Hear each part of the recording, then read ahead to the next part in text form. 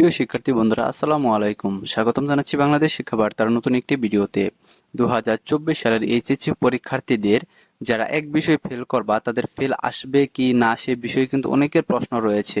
তো বিষয় হচ্ছে যে তোমরা যে পরীক্ষাগুলো দিয়েছো সেগুলো থেকে যদি তোমরা এক সাবজেক্টে ফেল করো তাহলে তোমাদের রেজাল্টটা ফেল আসবে কিনা, নাকি তোমাদের যে এসএসসি পরীক্ষা বা জেএসসি পরীক্ষা রয়েছে সেখান থেকে সাবজেক্ট ম্যাপিং করে সেটা পাশ করে দেওয়া হবে, সে বিষয় নিয়ে আজকে বিস্তারিত তোমাদের আলোচনা করব।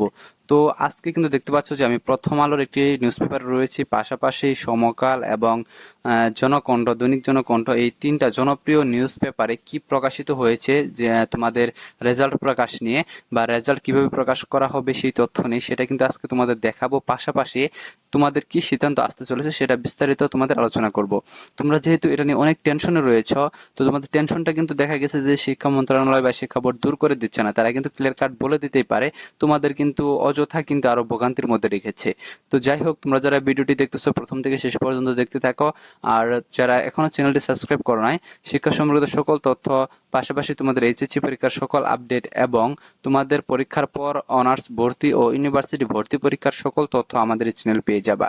কাজে শিক্ষা সম্পর্কিত সকল তথ্য সবার আগে পেতে আমাদের চ্যানেলটি সাবস্ক্রাইব করে পাশে থাকা বেল আইকনটি বাজিয়ে দাও। আর যারা অলরেডি সাবস্ক্রাইব করেছো তাদেরকে অসংখ্য ধন্যবাদ। সো আসো আমরা মূল ভিডিওতে চলে আসি।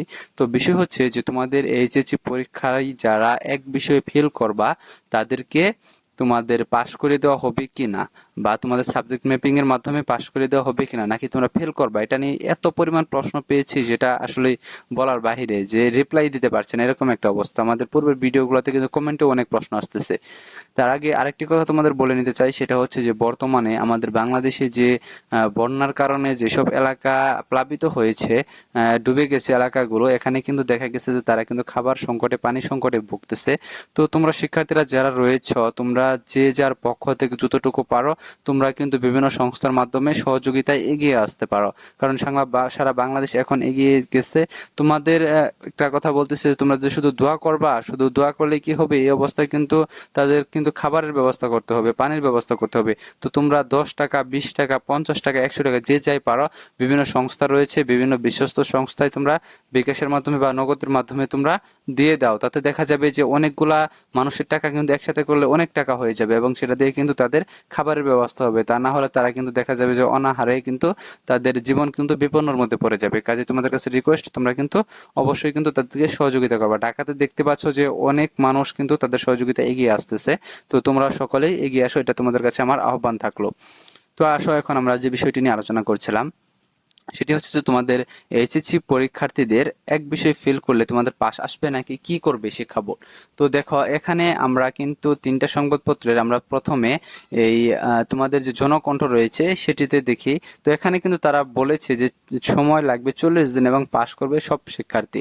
তার মানে এখানে তারা বলে দিয়েছে যে সকল শিক্ষার্থী পাশ করবে। তার মানে কি, যে তোমাদের সকল যেসব শিক্ষার্থীরা ফেল করবে তাদেরও কিন্তু পাশ করে দেওয়ার একটা সম্ভাবনা রয়েছে, কারণ সকল শিক্ষার্থী পাশ করবে এটা কিন্তু তারা উল্লেখ করে দিয়েছে। এর আগে কিন্তু তোমরা দেখেছো যে ঢাকা শিক্ষা বোর্ডের যিনি পরীক্ষা নিয়ন্ত্রক রয়েছেন অধ্যাপক আবুল বাশার, তিনি কিন্তু বলেছেন যে শিক্ষার্থীদের যাতে সর্বোচ্চ সুবিধাটা দেওয়া হয় সেটা কিন্তু তিনি উল্লেখ করে বলেছেন। তো এই নিউজপত্র বা এই সংবাদপত্র থেকে আমরা জানতে পারছি যে শিক্ষার্থীরা শতভাগ পাশ করতেছে। তার মানে যারা এক বিষয় ফেল করবে তারাও কিন্তু পাশ করবে, দুই বিষয় ফেল করবে তারাও পাশ করবে। কাজেই এটা নিয়ে কিন্তু দেখা যাচ্ছে যে এই সংবাদপত্র এটা প্রকাশিত হয়েছে। তো আমরা সমকাল নামে আরেকটি সংবাদপত্র রয়েছে, সেটিতে আমরা দেখি যে সেখানে তারা কি বলেছে। তো এখানে দেখতে পাচ্ছ যে গতকাল শিক্ষা বোর্ডগুলোর কর্মকর্তারা ফলাফল তৈরির বিষয়ে বৈঠক করেন।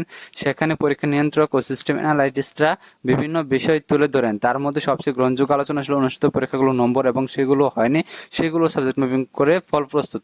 অর্থাৎ অনুষ্ঠিত যে পরীক্ষাগুলো রয়েছে সেগুলোর নম্বর থেকে তোমাদের মূল্যায়ন করা হবে, পাশাপাশি যেগুলো পরীক্ষা হয় না সেগুলো সাবজেক্ট ম্যাপিং করা হবে, এটা কিন্তু এখানে উল্লেখ এসেছে।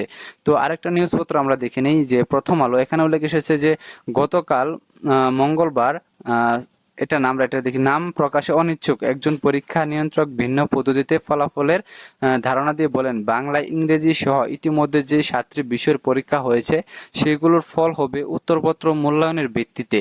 অর্থাৎ এখানে কিন্তু তারা কিন্তু স্পষ্ট করে বলেছে যে তোমাদের যেসব পরীক্ষা হয়েছে সেসব পরীক্ষা কিন্তু তারা মূল্যায়ন করবে। তার মানে তোমরা যদি ফেল করো তাহলে তোমাদের ফেল আসবে, পাস করলে পাস আসবে। তাহলে তোমরা দেখতে পাচ্ছ যে এক এক নিউজে কিন্তু এক একটা কিন্তু প্রকাশ করেছে, আসলে সত্য কোনটা এটা নেই কিন্তু তোমরা ভোগান্তির মধ্যে রয়েছে।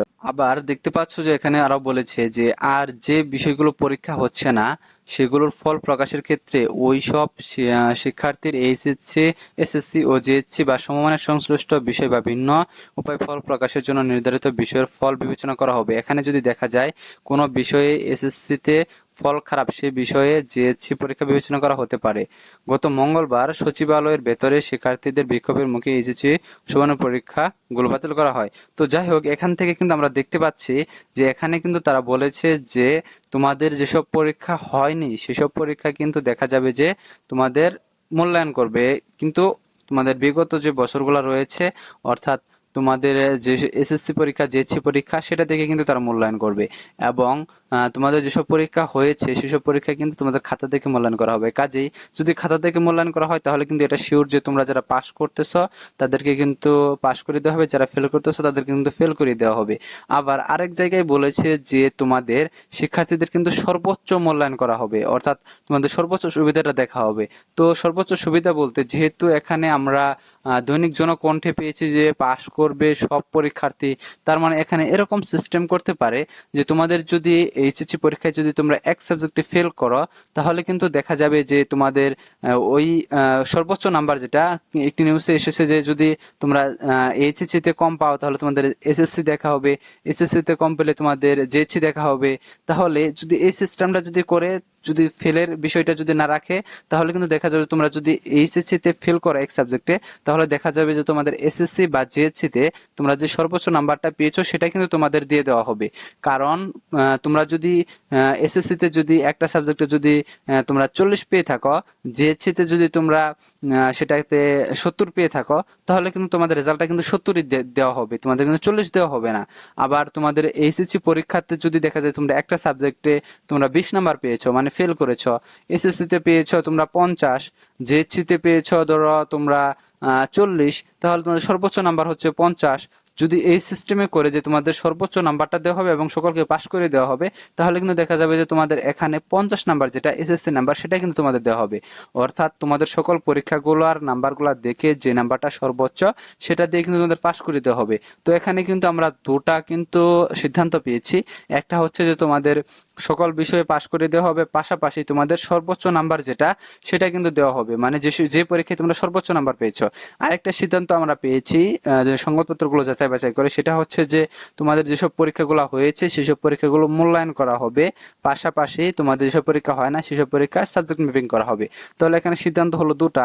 একটা হলো যে তোমরা সকলে পাস করতেছো এবং তোমাদের যেখানে তোমাদের সর্বোচ্চ নাম্বার, অর্থাৎ যে পরীক্ষায় তোমরা সর্বোচ্চ নাম্বার পেয়েছো সেটা তোমাদের দেওয়া হবে। আরেকটা হচ্ছে যে তোমাদের পরীক্ষাগুলো মূল্যায়ন করা হবে, আর বাকি পরীক্ষাগুলো সাবজেক্ট ম্যাপিং করা হবে, আর সাবজেক্ট ম্যাপিং এর ক্ষেত্রে সর্বোচ্চ নাম্বারটা দেওয়া হবে। তাহলে এখানে সিদ্ধান্ত কিন্তু দুই রকমের আসতেছে, কিন্তু এখানে শিক্ষা বোর্ড বা শিক্ষা মন্ত্রণালয় এখন পর্যন্ত কিন্তু ক্লিয়ার করে বলে নাই। তো এটা নিয়ে কিন্তু অবশ্যই তোমাদের ক্লিয়ার করে বলা উচিত ছিল, কারণ তোমরা শিক্ষার্থীরা ইতিমধ্যে কিন্তু দেখা যায় যে দুশ্চিন্তায় থাকতে থাকতে দেখা যাচ্ছে তোমাদের অবস্থা কিন্তু অনেক খারাপ হয়ে গেছে। কারণ তোমরা যে পরিমাণ এসএমএস করতেছো আমাদের ফেসবুক প্রোফাইলে, পাশাপাশি যে পরিমাণ তোমরা ইউটিউবে কমেন্ট করতেছো, তাতে কিন্তু দেখা যাচ্ছে যে তোমাদের অবস্থা কিরকম সেটা কিন্তু অনুমান করা যাচ্ছে যে তোমরা কতটাই ভোগান্তির মধ্যে রয়েছো। কাজেই আমার মনে হয় শিক্ষা মন্ত্রণালয়, শিক্ষা বোর্ডের অতি তাড়াতাড়ি এটা উচিত যে তাদের আসল সিদ্ধান্ত, অর্থাৎ একটা সিদ্ধান্ত জানিয়ে দেওয়া হোক যে এভাবে তোমাদের রেজাল্টটা প্রকাশ করা হবে বা এভাবে তোমাদের রেজাল্টটা প্রস্তুত হচ্ছে। তো পরবর্তী আপডেট কি আসে বা তোমাদের রেজাল্টটা কিভাবে তৈরি হচ্ছে এটা নিয়ে কোনো নতুন যদি আপডেট আসে, তাহলে কিন্তু অবশ্যই কিন্তু সাথে সাথে কিন্তু তোমাদের দিয়ে দিব। তো তোমরা যারা এখনো আমাদের চ্যানেলটি সাবস্ক্রাইব করো না, আমাদের চ্যানেলটি সাবস্ক্রাইব করে পাশে থাকা বেল আইকনটি বাজিয়ে দিয়ে রাখো, যাতে আমরা নতুন কোনো ভিডিও আপলোড করলেই তোমাদের নোটিফিকেশনে সেটা চলে যায়। ধন্যবাদ সকলকে পুরো ভিডিওটি দেখার জন্য।